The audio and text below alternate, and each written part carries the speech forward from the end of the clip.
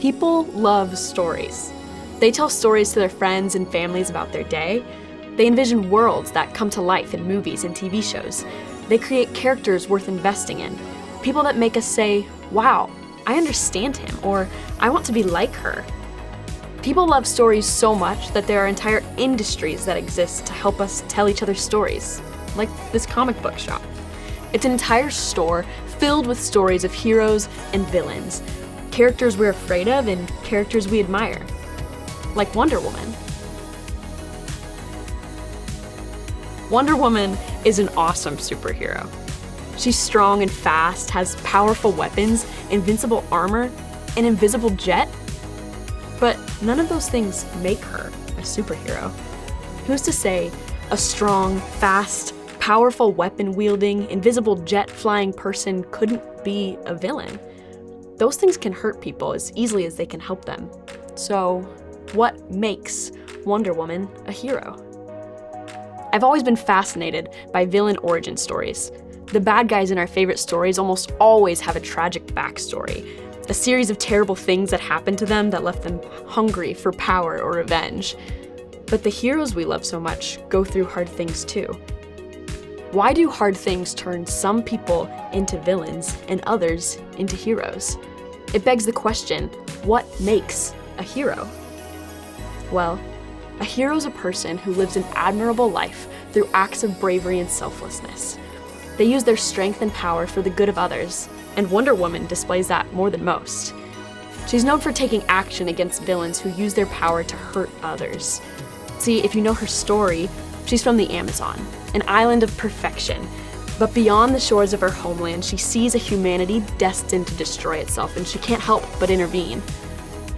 Even though she and her home are safe, with nothing to fear, she regularly leaves her comfort to stand up for those who are being mistreated by someone stronger. Wonder Woman's greatest superpower is her empathy, and she's a hero because she's compassionate. Compassion is what makes a hero. It makes me think of a character in the Bible from the book of Genesis. In the beginning of his story, he's just a kid, but ultimately he gets listed in Hebrews chapter 11 as one of the major heroes of the faith. His name is Joseph. Hebrews chapter 11 verse 22 says, "It was by faith that Joseph, when he was about to die, said confidently that the people of Israel would leave Egypt. He commanded them to take his bones with them when they left." See, Joseph had 10 older brothers, but he's his dad's favorite. He has a tendency to brag, and his brothers can't stand him. Joseph went through some terrible things. His brothers were so angry about their father's favoritism that they faked his death and sold him into slavery in a foreign country, where he was falsely accused of a crime that he didn't commit and thrown into prison, where he was then forgotten by people who promised to help him. At every turn, Joseph was let down and mistreated by people who should have cared for him. That's enough to make anyone angry and bitter. Many people would want revenge. And you know what? Joseph had the opportunity for revenge too. After years of slavery and imprisonment, through a series of miraculous events, Joseph finds himself in an incredibly powerful position as the second highest ruler in the land of Egypt, right below the Pharaoh himself. There was a famine in the land and Joseph's brothers were starving, so they came to Egypt begging for food, but they had no idea the man they were coming to for help was their younger brother. What an opportunity for Joseph. Their fate was in his hands. What would you have done? He could have sold them into slavery or sent them to prison, but he didn't. Actually, he invited them to move their families out to Egypt so that he could make sure they had plenty of food through the famine. What kept the circumstances of Joseph's life from becoming his villain origin story? It was his compassion. To choose compassion is to recognize the value and experience of another person, regardless of what they've done. It's to look at a person in their pain and suffering and choose to stand with them. That's what made Joseph a hero instead of a villain. Instead of using his power and position as a means to exact revenge, he looked at his brothers and their need and took compassion on them. He didn't forget what they did to him, and he didn't have to deny the years of suffering they caused him. That just wasn't the point anymore. It wasn't about whether or not they deserved to be helped. They were in need. And Joseph had the power to do something about it. And so by choosing forgiveness and compassion, he did. That makes him a hero. There's a Bible word for people like Joseph. They're called types. A type is someone or something in the Bible that points to something about Jesus. Think of it as like a biblical Easter egg. Thousands of years before Jesus was born on the earth, there were all sorts of little hints about what he would be like. And now we can point back and say, whoa, that was like Jesus, and that was like Jesus, and that was like Jesus.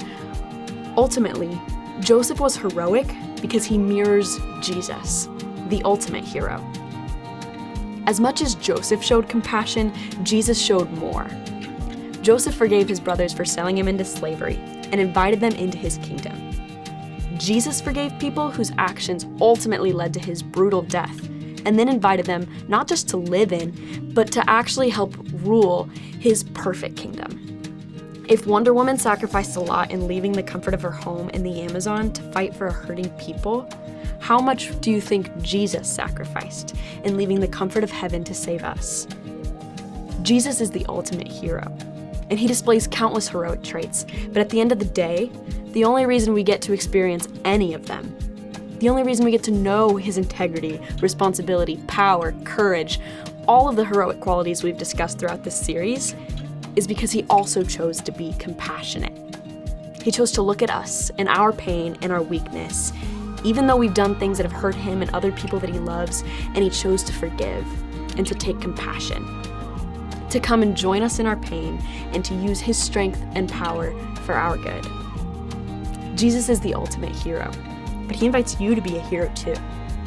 You already have power, whether you recognize it or not. You have a unique influence on the world that no one else will ever have quite like you do.